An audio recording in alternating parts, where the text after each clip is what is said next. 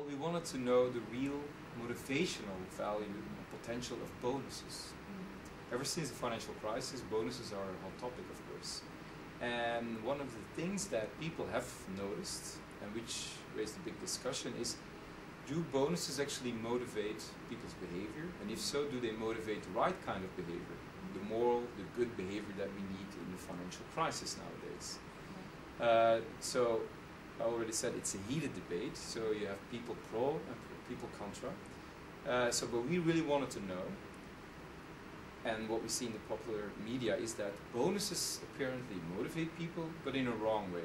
It motivates self-interested behavior. It's only for yourself. People are not interested in the job they do anymore, they're simply interested in getting the bonus. And what needs to be done for that, they'll do it. Not because they want to, because it gives them the bonus.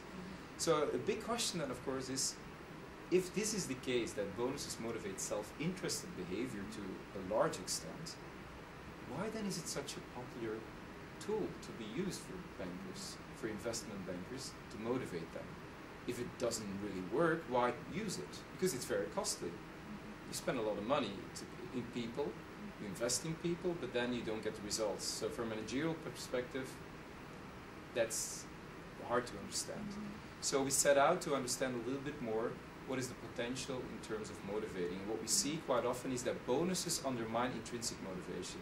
That is motivation that you want to do a job because you like it. If you like playing the piano, keep doing it, but don't start paying people to play the piano, because after a while they'll hate playing the piano because they have to. So you kill intrinsic motivation. Bonuses sometimes do the same thing. So we found in research that, for example, if you pay people a lot of money to do a creative task, it doesn't work. People who are not paid are more creative. So that means it undermines the intrinsic motivation, but it does have a motivational potential. For example, we found in tasks where if you have to do the same thing all over again, let's say a very boring task of stamping envelopes, we saw that if you pay more money, they stamp more envelopes. So things they don't have to think about, don't have to be intrinsically motivated about, they're already extrinsically motivated to do it anyway, stamping the envelopes, you can get better results. When it comes down to intrinsically motivating tasks, things you really want to do and that are creative, bonuses don't work. So that's one important finding. The second important finding was that we found that bonuses, they're still being used in the banking sector. They have a blind faith in it. So where does this blind faith come from? And this is what I call the self-created myth of the bonus. Basically, I interviewed 15 people working in the banking sector and were responsible for hiring people for their banks. So these are the people who get the new bankers in. So do you hire someone who's very self-interested, or do you hire someone who's focused on sustainability, the moral concerns about the clients? What kind of person do you hire? So we simply asked them two questions. We asked the first question to these people who recruited. So is a bonus very important for you personally to perform well and do well in your job? And then we asked that the second question, is it important, a bonus, for other bankers, not yourself, but other bankers, to do their job well and to be motivated? And what we found was people said, oh, it's not important for me, but it's important for other people. Other people need to be motivated by a bonus to work hard. And that's what we call a self-enhancement bias. You want to be looked upon very positively. Oh, it's not important for me, but it's important for others. And that's why we have to recruit them by means of bonuses. So of course we give them bonuses because they need it. That's how the banking world works. Then we asked them another question. Then we said, okay, this is how you recruit. So imagine you have two bankers. Banker A, who's simply in it for the money. He's motivated to pursue personal self-interest. And Banker B, who's in it actually for the sake of the banking sector, sustainability, the corporational long-term. He wants that the banking sector gets a good reputation, takes care of his clients. Where do you put your personal money, your personal funding? All these bankers chose for Banker B, who's there for sustainability, the long-term, not the short-term. Which is quite ironic, because they all hire Banker A, who is in it for the money, because they believe that's the only way to motivate them.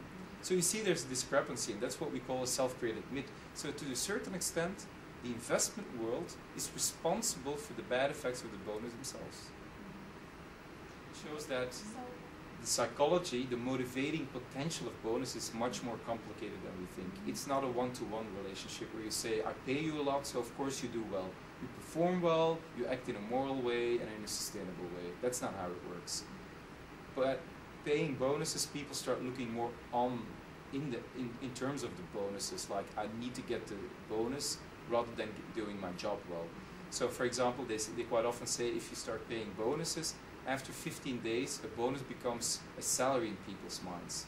So you have to avoid that within that time schedule of 15 days, that people know it's a bonus. So sometimes you don't have to give a bonus. To remind people, hey, it's still a bonus, it's not a salary. And the second thing you need to look at is also, don't only look at the end result, like, okay, did you achieve the criteria that we put forward to? Because people are quite creative in masking the criteria, saying, okay, you're almost there, so let's give the bonus. And that's what's happening in the financial world quite often. So you also need to look at the manner in which they achieve the result, the how, the process, because that also reflects how do you make decisions in order to get the numbers that were required to get the bonus. Sometimes this is done in an unethical way. Just imagine, you're just one unit away from your criteria. What do? Some people change the numbers and suddenly they met the criteria and they get the bonus. So it's also important to look at the process of how did you achieve that bonus. And third, I think it's also important not only to stress the individual achievements of performance, but also the more social ones, the cooperation, the citizenship behavior. Put that in perspective as well when allocating a bonus. And the final one is have a transparent bonus system. So make clear these are the criteria and this is how you can achieve it. Already set out the process yourself there. But also make sure it's a fair system that if you work hard, you are also rewarded in a better way. That people know that and that it's transparent enough. Because quite often there's a lot of complexities and uncertainties in a bonus system where people find loopholes to act unethically to get to those criteria which will get them the bonuses.